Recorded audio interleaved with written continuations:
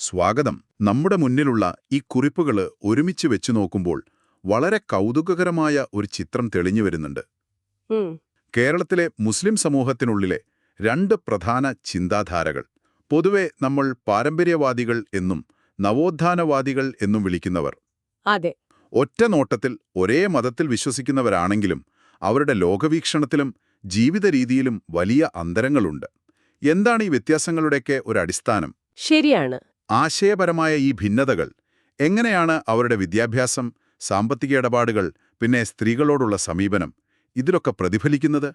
നമുക്കിന്ന് ഇതിന്റെ ഉള്ളറകളിലേക്കൊന്ന് ഇറങ്ങിച്ചെല്ലാം. അതെ, ഇതൊരു കറുപ്പും വെളുപ്പും പോലെയുള്ളൊരു വേർതിരിവല്ല.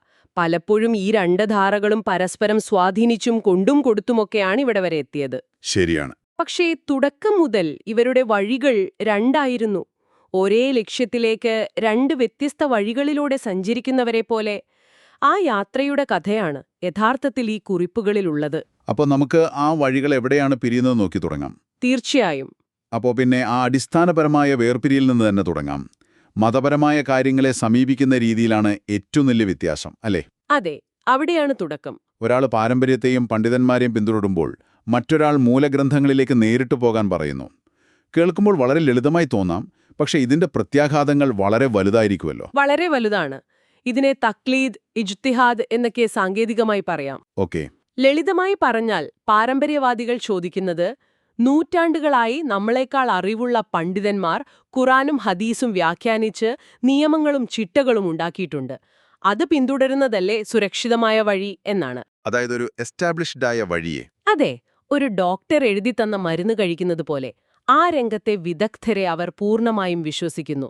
എന്നാൽ നവോത്ഥാനപക്ഷം ചോദിക്കുന്നത് മറ്റൊരു ചോദ്യമാണ്. അതെന്താണ്? ദൈവത്തിന്റെ ഗ്രന്ഥം മനസ്സിലാക്കാൻ നമുക്കെന്തിനാണ് ഇത്രയധികം ഇടനിലക്കാർ? ഓരോ കാലഘട്ടത്തിലെയും പ്രശ്നങ്ങൾക്ക് മൂലഗ്രന്ഥങ്ങളിൽ നിന്ന് നേരിട്ടുത്തരം കണ്ടെത്താൻ നമുക്ക് ശ്രമിച്ചുകൂടെ? ഇതാണ് ഇജ്തിഹാദ് അഥവാ ഗവേഷണാത്മക ചിന്ത. അപ്പോൾ ഒരാൾ പാരമ്പര്യത്തിന്റെ തുടർച്ചയിലും സുരക്ഷിതത്വത്തിലും വിശ്വസിക്കുന്നു, മറ്റൊരാൾ വ്യക്തിപരമായ കണ്ടെത്തലുകളിലും നിരന്തരമായ നവീകരണത്തിലും. ഈ വ്യത്യാസം അവരുടെ ആരാധനാ രീതികളെയും ബാധിച്ചിട്ടുണ്ടാവുമല്ലോ. ഉദാഹരണത്തിന് സൂഫിസത്തോടുള്ള സമീപനം. തീർച്ചയായും. ആത്മീയതയുടെ കാര്യത്തിൽ ഈ വ്യത്യാസം വളരെ പ്രകടമാണ്. പാരമ്പര്യ വിഭാഗത്തിന് സൂഫിസവും പുണ്യാത്മാക്കളോടുള്ള ബഹുമാനവും അവർ വഴി ദൈവത്തോട് പ്രാർത്ഥിക്കുന്ന തവസ്സുൽ എന്ന രീതിയുമെല്ലാം അവരുടെ വിശ്വാസത്തിന്റെ ഒരു ഭാഗമാണ്. അത് അവർക്കൊരു ആത്മീയമായ സാന്ത്വനം നൽകുന്നു. അതെ. എന്നാൽ നവോത്ഥാനപക്ഷം ഇതിനെ ശക്തമായി എതിർക്കും. അവർ പറയും, ദൈവവും മനുഷ്യനും തമ്മിൽ നേരിട്ടുള്ള ബന്ധമാണ് വേണ്ടത്, ഇടനിലക്കാരുടെ ആവശ്യമില്ല. ഓക്കെ. അതുകൊണ്ട് തന്നെ മൗലിദ്, നേർച്ചകൾ പോലുള്ള ആചാരങ്ങളെ പാരമ്പര്യവാദികൾ ഭക്തിയുടെയും സാമൂഹിക ഒത്തുചേരലിന്റെയും ഭാഗമായി കാണുമ്പോൾ നവോത്ഥാനപക്ഷം അതിനെ മതത്തിൽ പിന്നീട് കൂട്ടിച്ചേർത്ത അനാചാരങ്ങളായി കാണുന്നു. അതെ, കൃത്യമായി അതാണ് വ്യത്യാസം. അപ്പോൾ ആശയപരമായി ഇത്രയും വ്യത്യാസങ്ങളുള്ള ഈ രണ്ടു കൂട്ടരും സമൂഹത്തിൽ ഇടപഴകുന്ന രീതിയിലും ഈ വ്യത്യാസം കാണുമെന്നോ, അല്ലേ? ഉദാഹരണത്തിന് അവരുടെ കൂട്ടായ്മകൾ എങ്ങനെയാണ് രൂപപ്പെടുന്നത്? വളരെ നല്ലൊരു പോയിന്റാണ്.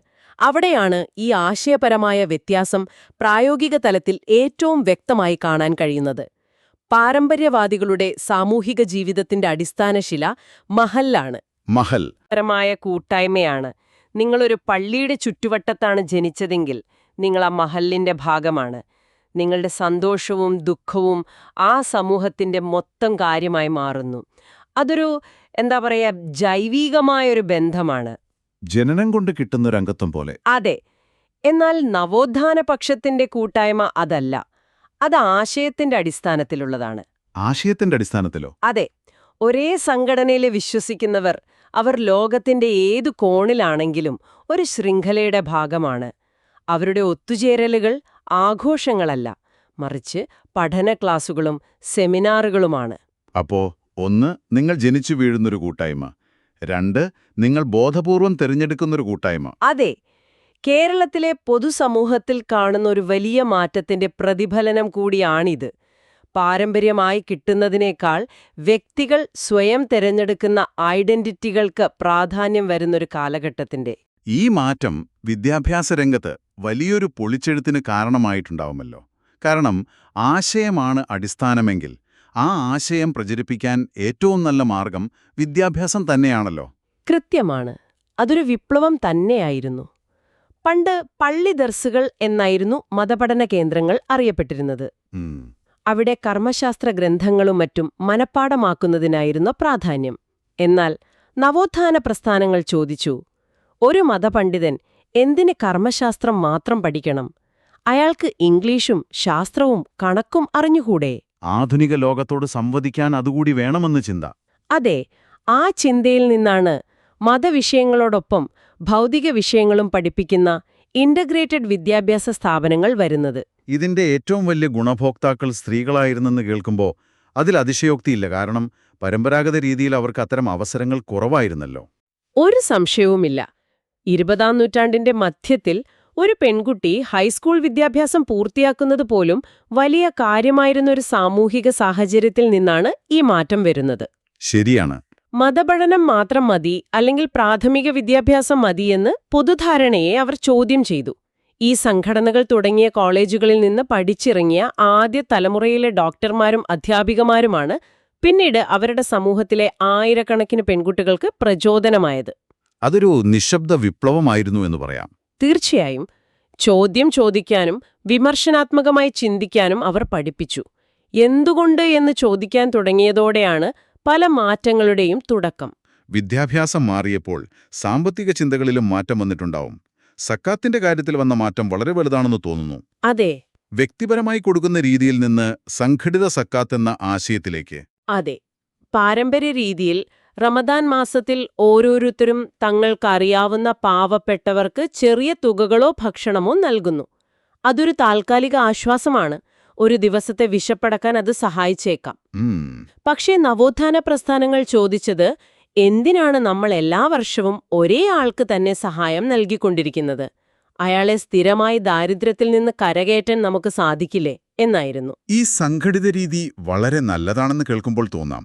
പക്ഷേ അയൽവാസി പട്ടിണി കിടക്കുമ്പോൾ അവനെ സഹായിക്കാതെ ഒരു വലിയ സംഘടനയ്ക്ക് പണം നൽകുന്നവരുമില്ലേ? തീർച്ചയായുമുണ്ട്. ആ വ്യക്തിപരമായ ബന്ധങ്ങൾക്ക് വില കുറയുന്നു എന്നൊരു വാദം ഇതിനെതിരെയുണ്ടല്ലോ. തീർച്ചയായും ആ വിമർശനമുണ്ട്. വ്യക്തിപരമായ കരുണയും അയൽപ്പക്ക ബന്ധവും ഇല്ലാതാകുന്നു എന്നതൊരു പ്രധാന വാദമാണ്. എന്നാൽ സംഘടിത സക്കാത്തിന്റെ വക്താക്കൾ പറയുന്നത് നമ്മുടെ ലക്ഷ്യം ദാരിദ്ര്യ നിർമ്മാർജ്ജനമാണ്, കേവലം ദാനമല്ല എന്നാണ്. പലരിൽ നിന്നായി സക്കാത്ത് ശേഖരിച്ച് ഒരു കമ്മിറ്റി കൃത്യമായ പഠനം നടത്തി ഏറ്റവും അർഹരായവരെ കണ്ടെത്തുന്നു. എന്നിട്ടവർക്ക് ഒരു വീട് വെച്ച് നൽകുക, അല്ലെങ്കിൽ ഒരു ഓട്ടോറിക്ഷ വാങ്ങി നൽകി സ്ഥിരം വരുമാനമുണ്ടാക്കുക. അങ്ങനെ അവരെ സ്വയം പര്യാപ്തരാക്കുക. അതെ, കുട്ടികളുടെ വിദ്യാഭ്യാസ ചെലവ് പൂർണ്ണമായി ഏറ്റെടുക്കുക തുടങ്ങിയ വലിയ പദ്ധതികളാണ് അവർ നടപ്പാക്കുന്നത്. 1000 പേർക്ക് ഒരു നേരത്തെ ഭക്ഷണം കൊടുക്കുന്നതിനേക്കാൾ ഒരാളെ ജീവിതകാലം മുഴുവൻ സ്വന്തം കാലിൽ നിൽക്കാൻ സഹായിക്കുന്നതാണ് ഉത്തമം എന്ന തത്വമാണ് ഇതിനു പിന്നിൽ. അപ്പോൾ നിങ്ങൾ പറഞ്ഞു വരുന്നത് ഈ പലിശരഹിത ബാങ്കിംഗ് പോലുള്ള ആശയങ്ങൾ അതൊക്കെ സാധാരണക്കാരുടെ ദൈനംദിന പ്രശ്നങ്ങൾക്കൊരു പരിഹാരമായി ഉയർന്നുവന്ന ഒന്നാണെന്നാണോ?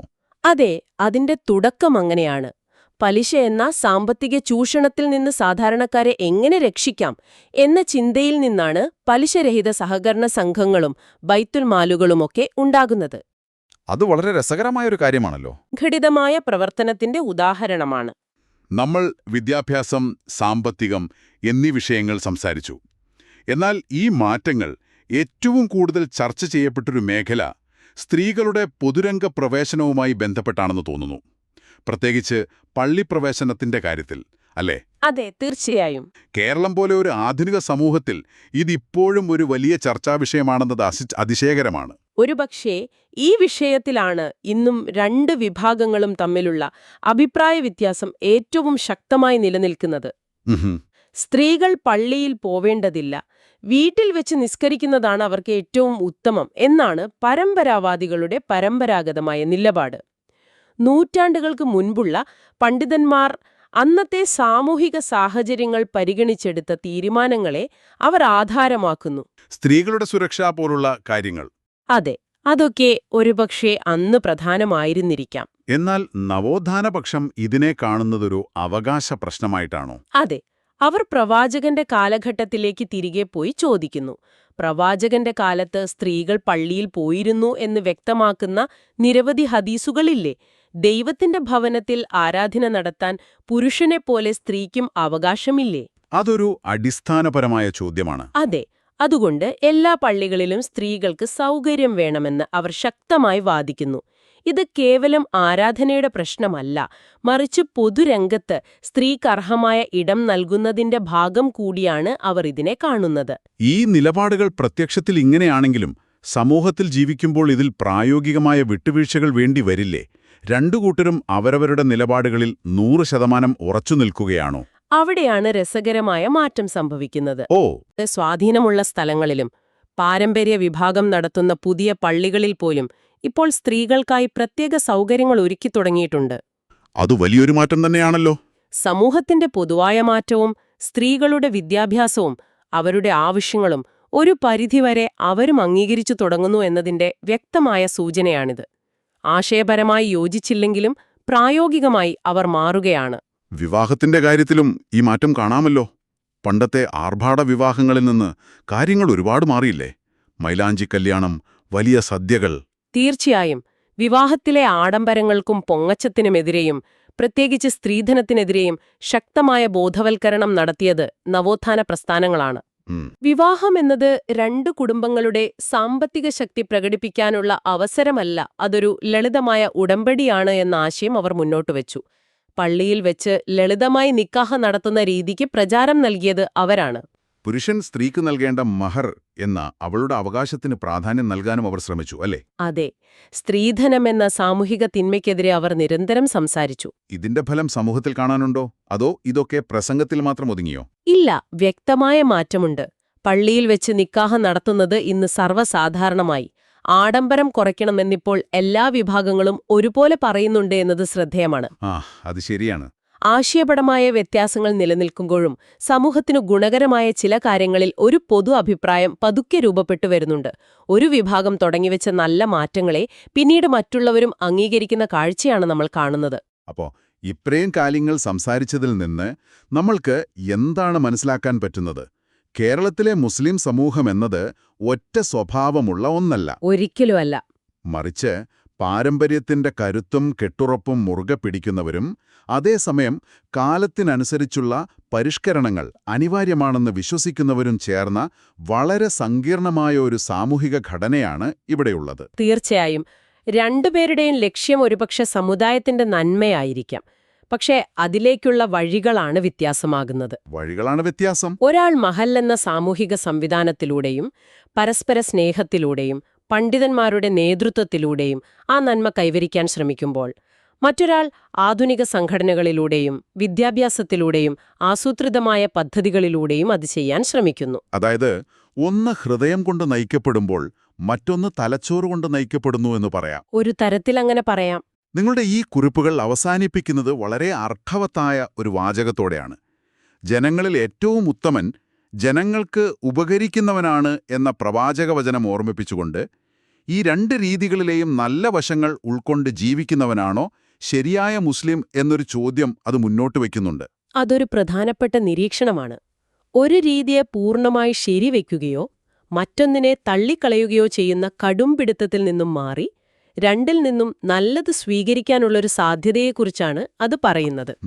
മഹലിന്റെ കൂട്ടാങ്ക്രിയും അയൽപ്പക്ക സ്നേഹവും നിലനിർത്തുന്നതിനൊപ്പം വിദ്യാഭ്യാസത്തിലും സാമ്പത്തിക കാര്യങ്ങളിലും സംഘടിതവും ആധുനികവുമായ രീതികൾ സ്വീകരിക്കുക എന്നത് ഒരു പ്രായോഗികമായ സമീപനമാണ്. ഇന്ന് പല ചെറുപ്പക്കാരും അത്തരമൊരു ചിന്താഗതിയിലേക്ക് വരുന്നുമുണ്ട്. അതെ, തീർച്ചയായും. സംഘടിതമായ പ്രവർത്തന രീതിയിലോ ഏതാണ് ഇന്നത്തെ അതിവേഗം മാറിക്കൊണ്ടിരിക്കുന്ന ലോകത്ത് ഒരു സമൂഹത്തിന് കൂടുതൽ പ്രയോജനകരം? അതൊരു വലിയ ചോദ്യമാണ്. അതോ നമ്മളിപ്പോൾ കണ്ടു തുടങ്ങിയതുപോലെ ഈ രണ്ട് വഴികളും ഒരുമിച്ച് ചേർന്ന് ഈ വേർതിരിവുകൾക്കപ്പുറത്തുള്ള ഒരു പുതിയ രീതിയാണോ ഭാവിയിൽ കൂടുതൽ പ്രസക്തമാകാൻ പോകുന്നത്?